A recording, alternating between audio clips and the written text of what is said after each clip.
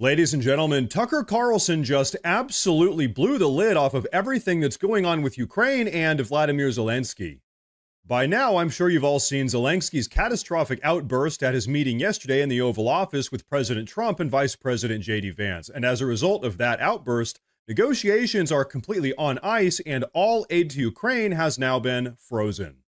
And to top all of that off, even Senator Lindsey Graham, one of the biggest cheerleaders for the war in Ukraine, the guy who's been practically begging to send billions of dollars in military aid to Ukraine, is now throwing Zelensky under the bus.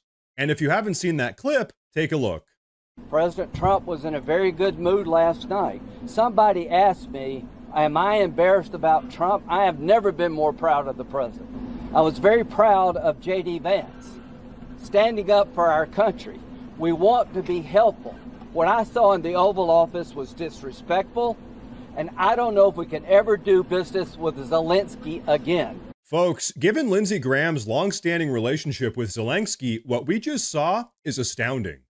For years, Lindsey Graham has been one of Zelensky's biggest supporters, constantly pushing for more money, more weapons, and more war.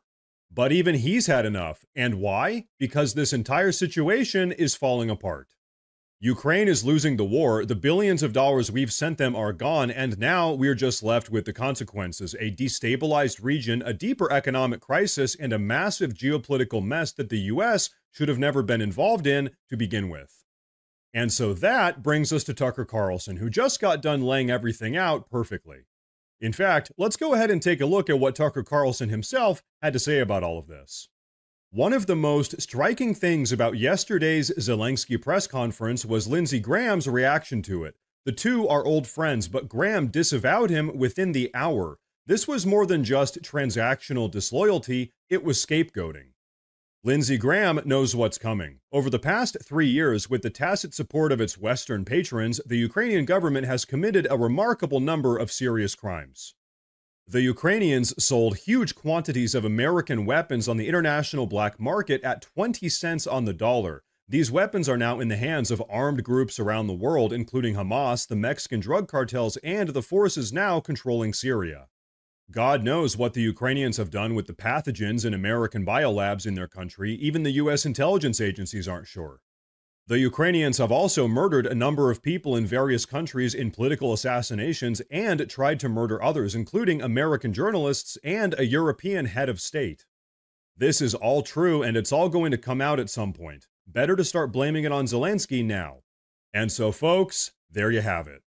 This whole Ukraine war narrative is coming undone, and now, as everything is coming crumbling apart, everyone is scrambling to cover their tracks.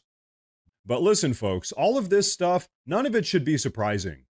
So far, the US has sent over $180 billion to Ukraine, and what do we have to show for it? Ukraine is still losing, the corruption is out of control, our weapons have ended up in the hands of criminals and terrorists all over the world, and the American people are getting nothing in return.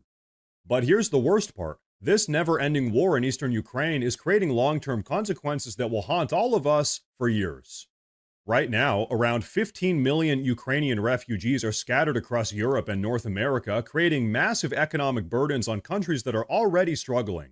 The global black market arms trade is flooded with stolen American weapons because, as Tucker pointed out, Ukraine has been selling them on the black market.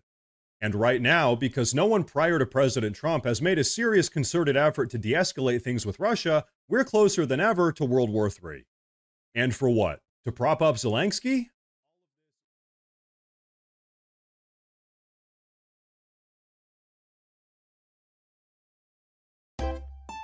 If you enjoy this content, please consider subscribing to my channel to stay up to date with future videos. Thank you for watching.